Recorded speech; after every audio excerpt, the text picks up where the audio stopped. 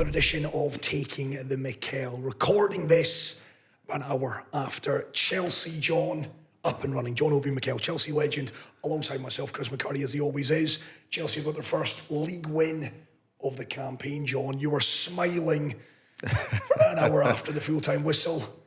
And then Nicolas Jackson has altered the mood somewhat. Yep.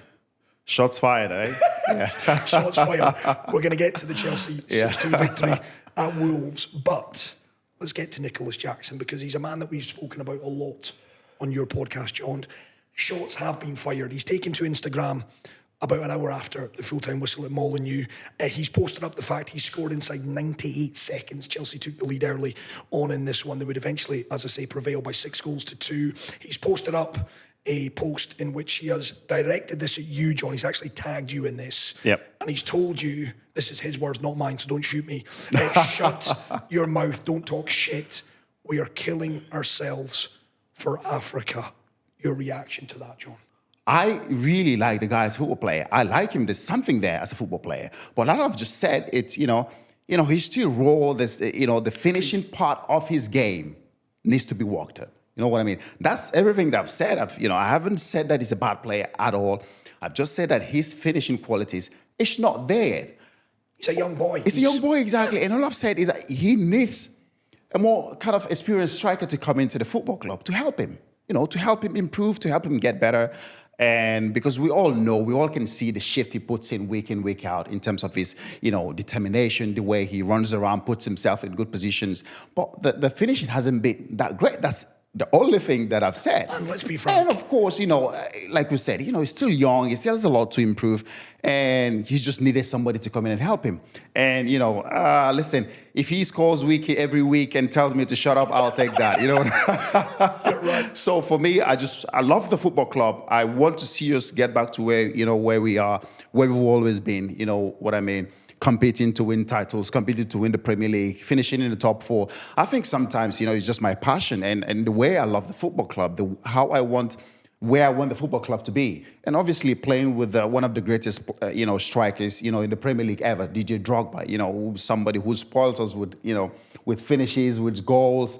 Probably I got spoiled with that, you know what I mean? And it's Nicolas Jackson to be like that. But, I think there's something there. And I think he knows, he himself knows that he can improve and get better in terms of his finishing. So for me, all I've said, that he needs a helping hand. He needs a more, experienced striker who knows how to put the ball in the back of the net, just like he did today. I hope he continues to do this every week, every game he plays, and continue to tell me to shut up, and we continue to win and continue to be a successful football club. I'll take that any day, any time of the week. Classy, that, John. I think absolutely classy. Listen, Nicolas, the good news, I guess, is it means that the podcast is doing something right.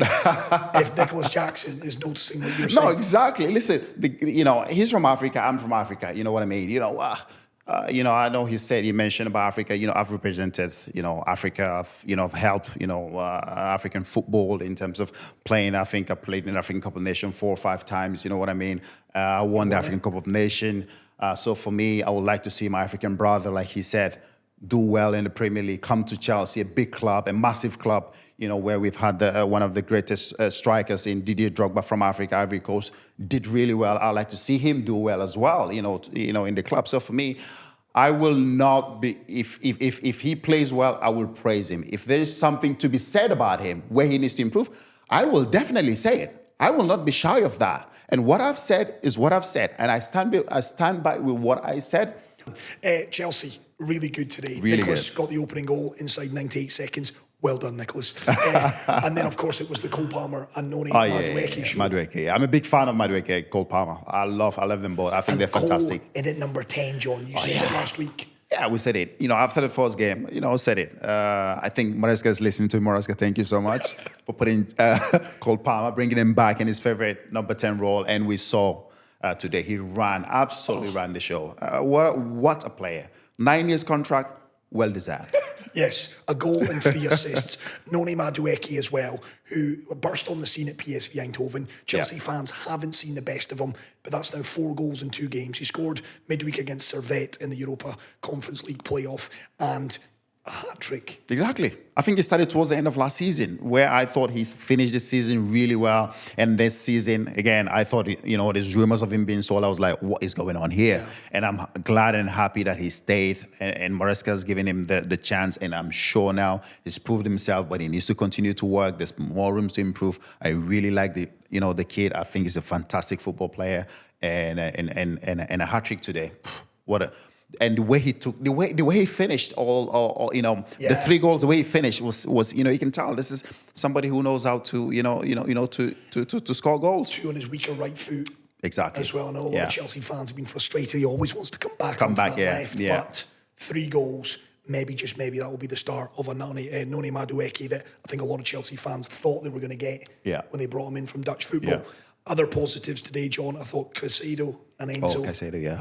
Fantastic, yeah. Both of them. I thought Caicedo, especially today, was absolutely fantastic before he came off. I don't know if he was injured or not. I think it was slight. I think it's a slight. I don't think it's something to be worried about, really.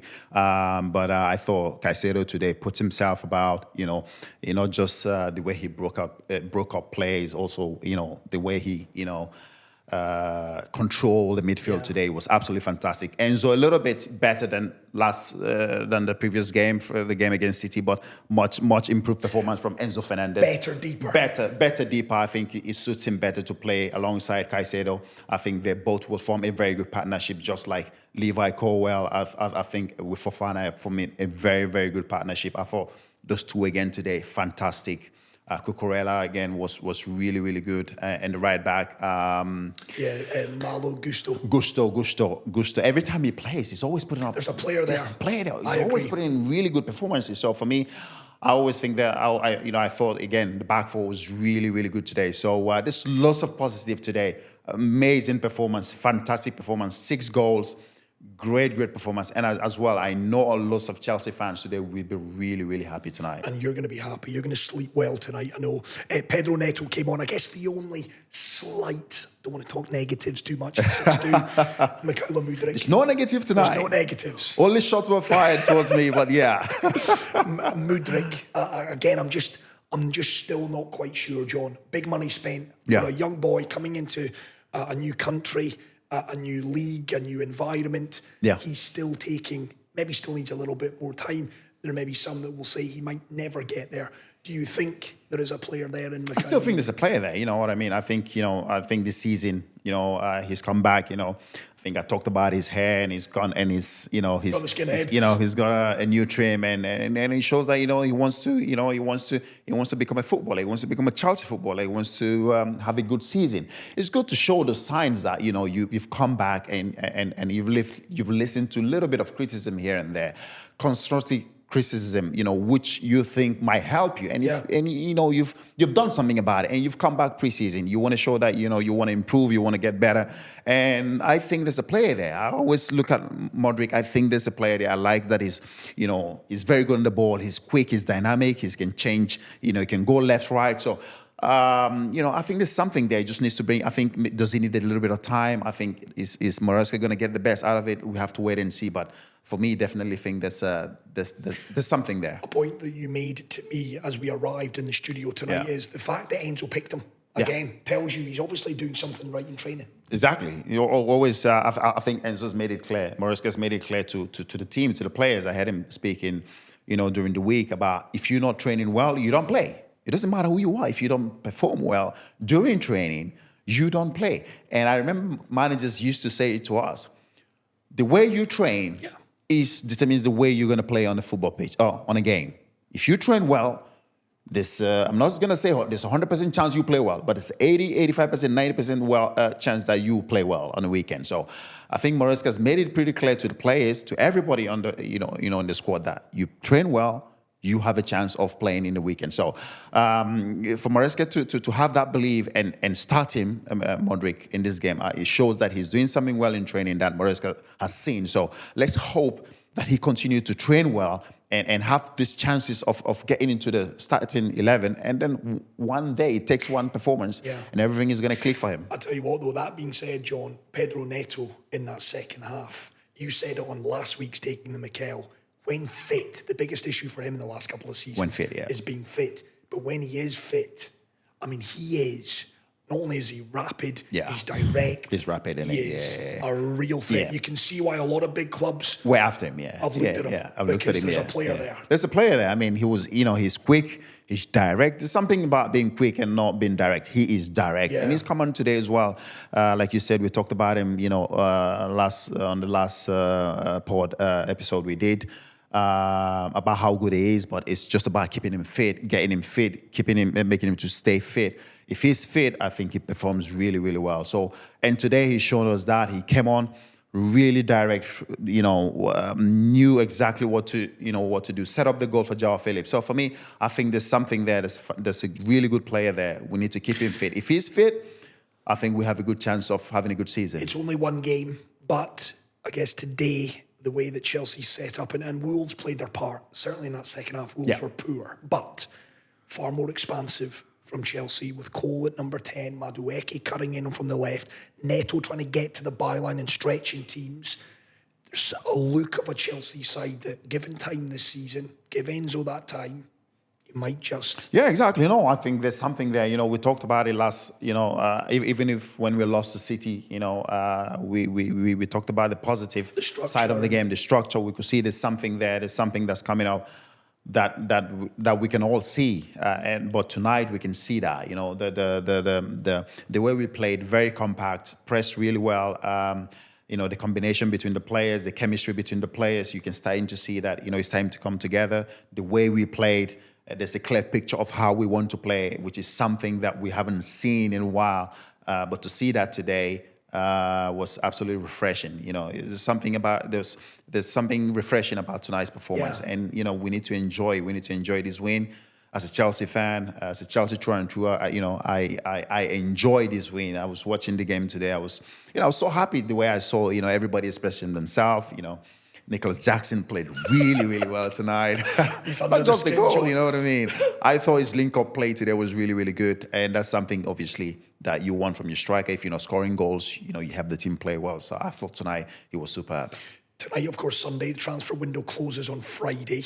Still 5 days for business to be done. João Felix is in. We didn't actually talk much on him last time because I think he joined the club 24 hours after we recorded the episode. He got on the score sheet today. I know you're a fan of him. Some talk of Jadon Sancho. Is he one that we should keep an eye on?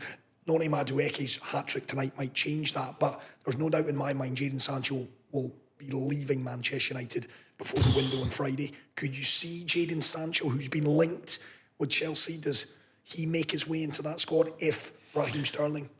Well, first of all, I don't understand why he's leaving United. To be honest, I thought the whole beef between him and Erik ten Hag has been resolved. Yeah. From reports that it's been squashed, it's been resolved, and they've both shook hands and want to get on with it. But now there's reports that he wants to leave the football club. So I don't understand that. I thought he had a really good season last season with Dortmund, took them to the Champions League finals. And everyone was thinking, okay, he's going to come back to the club, he's going to come back to United, and the new owners are going to try to make sure that the beef is squashed, which we all thought, that's what's happened. But now reports that he wants to leave. He's clearly not happy at the football club. Whatever happened last season has clearly put him off, maybe working with same manager. Yeah. So, you can understand that. And listen, if we can get him, through the football club, if we get him through the door, at Chelsea, I'll be very, very happy. He's a fantastic player. But of course, Madueke tonight, with his performance, Mudryk, Neto, all those players we have there who can play in same positions.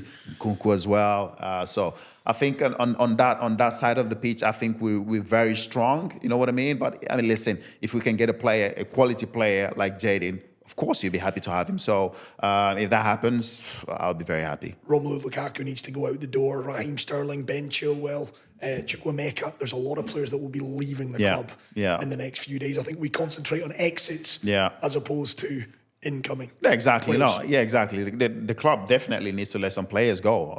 That's the truth about it. And those players as well, they want to play. They have to play football. And if it's going out on loan or permanent, the club have to make sure that they find a solution for these players. So yeah, there's a lot of players that the club wants to get rid of.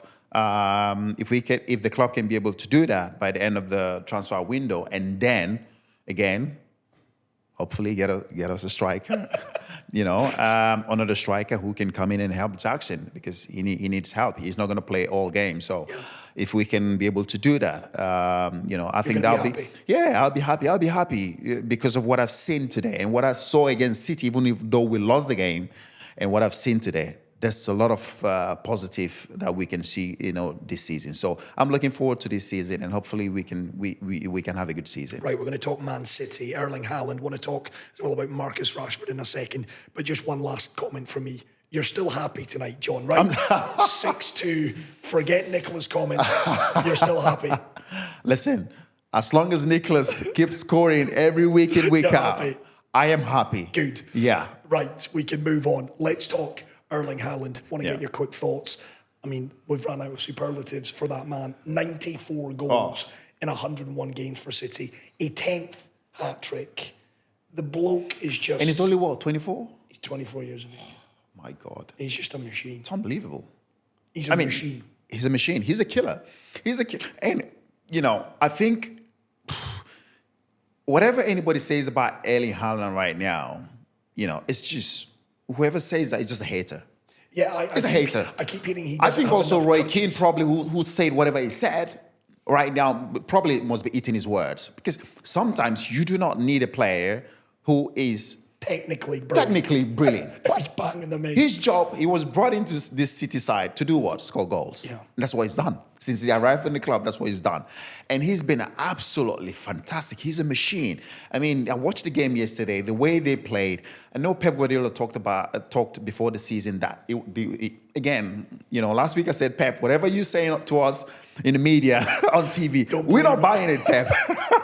You're lying to us, but we know, we can see that. He said, we're going to arrive late, we're going to do this, the players are not here. No. He wants to win the Premier League for the 5th time in a row, and he wants to start well. And they've started really well, and you can see the team look really solid. They look like they know exactly what they're doing. And of course, everybody's talking about, City are probably going to struggle. And what have they done? They've gone out and they've got Ilkay Gundogan back to the football club. One of the best players, the captain, treble-winning captain, has left the club and has come back. A guy who knows how to arrive in the right place at the right time in the box and get goals. And I thought that signing was absolutely brilliant. Absolutely brilliant. He knows the team. He knows the system. He doesn't need time to settle. He doesn't. So he was the captain last season before. So he's come back into the fold. He's come back into the club. He knows everybody. He knows the chef. He knows the cleaner. He knows everybody. For him, it's just perfect. He kept his flat, his apartment. He's moved back into it. He's moved back into apartment. He's just said, I moved back into my apartment. It just felt like home. And there's nothing better to hear that. And of course, Pep absolutely loves Ilkay Gundogan. I don't think he wanted him to leave in the first place last time when he left. But now he's back. And I think this City side, they're going to go from strength to strength, because he's going to bring that, what he had before, he's going to bring it back into the team, and they're going to score lots of goals. But yeah, going back to Erling Haaland, what a player. What a player. What a finisher. He's a machine. He's a machine. I watched him, the way he took the third goal was absolutely sensational. It's a bit like Cristiano when Cristiano moved to Real Madrid. If Erling Haaland stays fit and he stays at Man City, because there's some suggestion he might fancy a change of scene, a new challenge in a couple of years. If he stays in England, Alan Shearer's record of 260 goals will be obliterated. Of course, I think he's going to break it. Will be obliterated. Definitely, I think he's going to break it if he stays. And I don't think this city owners, I don't think they will let him go very lightly. No, definitely not. I think they have to give him whatever he wants, because this guy is an absolute machine. And it's scary that he said. I listened to him. He said, "This is the first time that I felt really, really fit. Yeah. Without no niggles, no injuries, nothing. He's had a good summer. He didn't play in the Euros. He's had a good preseason. He is fit. That's scary, isn't it? That's what it is. When give all it to City now. Just give it to them. Exactly. Just give it to them. I say give it to City now, tongue in cheek. Arsenal. They rode their luck last night. They did. Ollie Watkins. He would have banged both of these in if it was last season. The game would have been over. I think in the first half would have been over. Not over because obviously they're playing against Arsenal, but I think the game would have been a different story if he took the first one as well. I thought, this is the kind of goals that we know Ole puts away. It's just one of those. I talked about it last time when I watched him against the first game against West Ham. He didn't look sharp. He didn't look fit. He's not fit yet. He's not. You can see he's not fit yet. Even some of his touches yesterday, his link-up play was. He gave away a lot of balls yesterday, and you could see that in his face. He knows he's not fit. And for those chances to come to him yesterday, and he wasn't able to finish, especially the first one. And I think that played in his head all throughout the game. He was thinking, that is a chance. I've just missed a chance there. Am I going to get another chance like that? And then the second one came, which is even much better. I thought he had so much time to at least chest it down and then just tap it in. But again, that comes with confidence and being fit as well. You can tell he wasn't fit, but take nothing away from Ole. He's a big player for Villa. And when he starts firing, I think this Villa team is they're a really good team. But Arsenal were fantastic yesterday. Looked at the way they played from David Raya, the centre backs, the defenders, the midfield, the striker. Everybody was this a way that Arteta has got them playing this season. They play differently. They look very, very solid. They do. They don't press that high anymore. They select when they press, because sometimes they think when they press, teams can play through them. So yesterday, it was a very calculative game between both teams. You can see for the first 50, 60 minutes was a little bit cagey. Everybody was trying to suss themselves out. But I thought if Ole has caught that chance, I think the game would have been open straight away and it would have been a different game. But obviously, he didn't do that. But fantastic performance from Arsenal. They look absolutely solid. Yeah, William Saliba and I know Gabriel had the little mistake that led to the chance for Ollie Watkins in the first half. Yeah. But by and large, we've said it on this show. Oh, there's two, yeah. Them two are the best half pairing in the Premier League. They are. And there is, to your point, there's a solidity about Arsenal. Back-to-back clean sheets.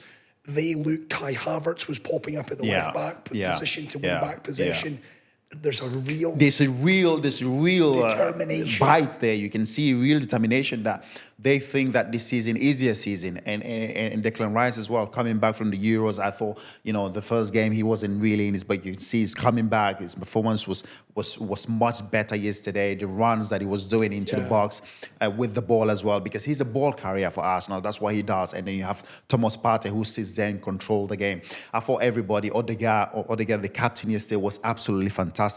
Kai Havertz, again, was pulling the string, moving around and trying to connect the play. I thought Arsenal looked really good. But again, we've said it's going to be between those two, isn't it? I think so. Yeah, I think when you look at the performances now, I think it's going to be between those two. But again, if Ole's court had taken that first chance, I think the game would have been different. Will Villa have won the game? Maybe. But it would have changed the outcome of the game. That's what I think. Yeah, it would have changed it, no doubt. I want to get your thoughts quickly. I'm not going to labour on Manchester United's defeat to Brighton, John, because I don't want to do that. You don't want to talk about it? On the podcast. I was throwing stuff at my television screen yesterday. The performance... Well, I thought you said you guys are going to win the league, aren't you? No, I never said that. Or top four? Top four. No chance. Probably not on the basis of that, because it's the same old United. And you know where I come back to? And I know, listen, this guy's been beaten around the head quite a bit in the last 12 months. But Marcus Rashford, John, give us your take on him as a professional footballer yourself. Is Rashford all of that, or is he just overrated because, dare I say it, he's English? It's a tough one to say, isn't it? Because I think before he signed his new contract, everybody was saying that this is 30 goals, didn't he? Exactly. He was absolutely on fire. He was the Marcus Rashford that we all knew when he burst into the scene. He was absolutely fantastic. And then he signed the contract. And he just went all the way down. And he's still going all the way down. He's still sliding. You know what I mean? Yeah, that's what 300 grand a week does. I think he's a great player. We all think he's a great player. But nobody can put a finger on what's wrong with Marcus, because he's doing some fantastic things off the football pitch with kids, with wherever he came from, and and all that is fantastic. But you have to do your job as a football player, what you're known to do, which is play football. And he hasn't done that since he signed his new contract. And I look at him sometimes. I think it's just confidence. Is he lacking confidence? There must be something, absolutely something wrong with him. But not saying that as well. Is he running around? Is he trying to show that he's fine? Yes, he is. He is, but it's just not, things are not working for him. The quality is not there anymore. The finishing, the confidence that we know, Michael Rashford taking the ball and going past 2-3 people, running past people, we don't see that anymore. There's none of that anymore. Is it kind of an injury? Is there something wrong? I think that is something that needs to be, there's a conversation that needs to be had between him and the club. They need to find out what's absolutely wrong, because he's a fantastic, fantastic player. Is that a case, John? And again, you've played the game at the top level in the UK, and you went further afield to China and Turkey. Is it a case of just maybe a change of scene? That Man United and Marcus Rashford just both need to say thank you, but no thanks, and we go our separate ways? No, definitely not. No, I don't think so. I think there's still something there. I think there's so much that Marcus can still offer to Manchester United Football Club. I don't think it's time for him to say goodbye just yet. I think there's something there.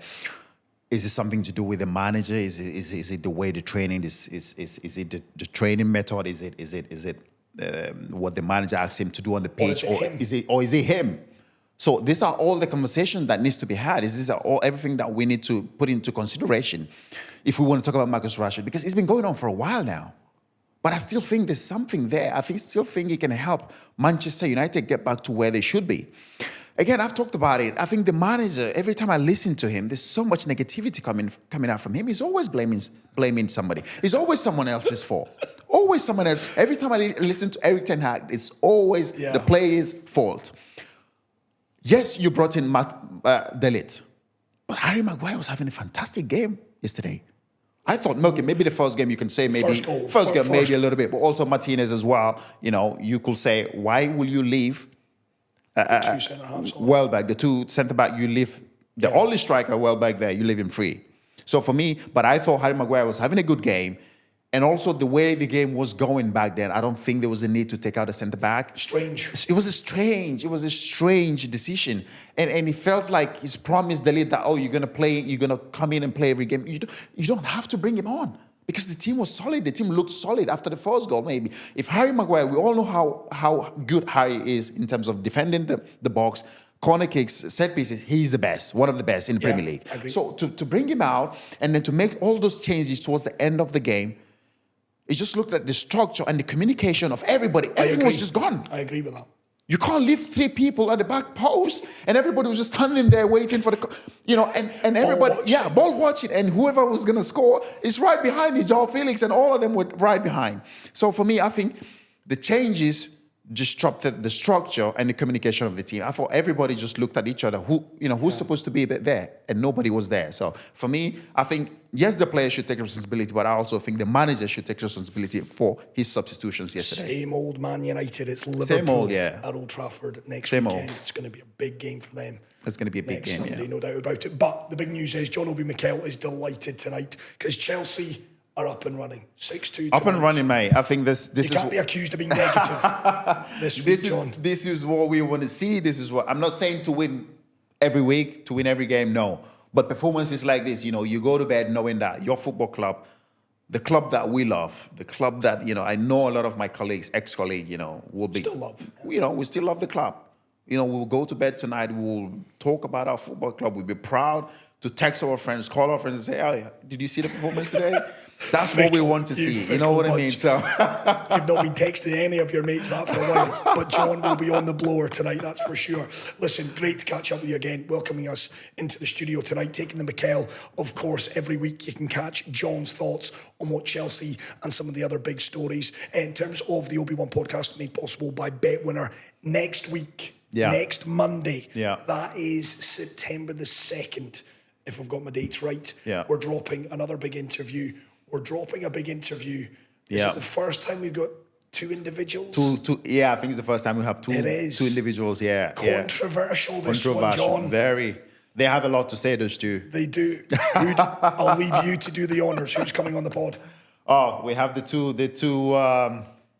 broadcasters, I think, that's ever been, in the game of Richard Keys and Andy Gray. Yes. There's so much, to listen there, obviously. I think the whole football fan want to know why and how, what happened that they left Sky Sports. So, you have to tune in and listen to that. And let me tell you, John turns into the Bulldog journalist as well. It's John with the hard-hitting questions, so do tune into that. Yes, it's a controversial one, Very but trust controversial, me, it's well worth a listen. Richard Keys and Andy Gray on the Obi-Wan podcast, made possible by BetWinner. Subscribers on YouTube, 108,000, I think. 108, yep. Should we, we've got the play button. We've got the play button. We Where do. is it? The YouTube exactly. will get that as well, because YouTube love us. Apparently. They love us. It means that, we're doing something really, really nice. I've got it here. Right, John's off to get that. Here it is, the YouTube button. Here it is, John. Yeah, there you go. Look at that. Look at that, 100,000. That's silver. When did we get the gold one? For $1 million? Yeah, $1 million. We got to keep pushing. We got to keep going. You know what I mean? So Thanks, it shows YouTube. that, we're doing something absolutely right. And thanks to our fans and thanks to our listeners, whoever's been, subscribing and listening to the Obi-Wan podcast. We want to thank you guys. We couldn't have achieved this without you guys. So thank you so much. And thank you, bet winners, as well, for making this possible. They've stuck with us season 1, season 2. So amazing thank you to the team at BetWinner and, of course, and our team here. Of course, this man as well, Chris McCarty. It's all you, John. We know we have Jack, and there back there in the backstage, and Tom as well. Everybody who's made this possible, I want to say thank you to you guys, and we just have to keep going up and up. Not like Marcus Rashford sliding down. We've got to do a Chelsea. Yeah, That's what we're we've going to got do a to do. Chelsea. Thank you all, and as John rightly points out, do tell your friends about us. Do subscribe to the Obi-Wan podcast. That is it for another week. We'll be back to talk Chelsea. Who have they got next week? Crystal Palace at the Bridge. Should be another win that, John, shouldn't it? Yeah, we will. Of course. I think the way we play today, I think Palace, they've lost the first 2 games. So Yeah, they have. I think that's a game we should win. So come on, you Blues. Come on, Chelsea. Let's go. Ta-ra for now.